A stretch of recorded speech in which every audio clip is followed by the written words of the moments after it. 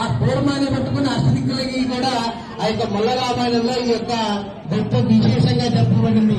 రాముడి పరాక్రమం ఎంత గొప్పది అంటే తెలుసా, మామూలుగా వీళ్ళు అరణ్యవాసంలో ఉన్నప్పుడు ఆ యొక్క కరదూషణాదులు 14,000 మంది వస్తారు. కరదూషణాదులు ఎవరంటే శూర్పణఖ సొంత అన్న, రామదాసుడు సొంత అన్న కాదు, చిన్నమ్మ కూతురు ఈ యొక్క శూర్పణఖ సొంత అన్న కాదు రామదాసుడు.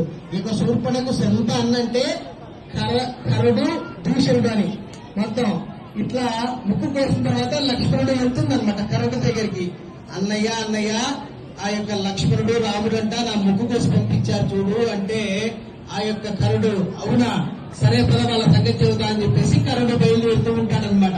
బయలుదేరుతూ ఉంటే ఎందుకు నువ్వు ఒక్కడే వెళ్తున్నావు, అక్కడ ఉన్నది రామలక్ష్మణుడు, కనీసం ఈ సైన్యానన్నా తీసుకెళ్ళండి అని అంటే ఒక 2,000 మందిని తన ఎంట తీసుకొని వేస్తూ ఉంటాడు కరుడు. వేస్తూ ఉంటే 2,000 మంది ఏం సరిపోతారన్నయ్యా,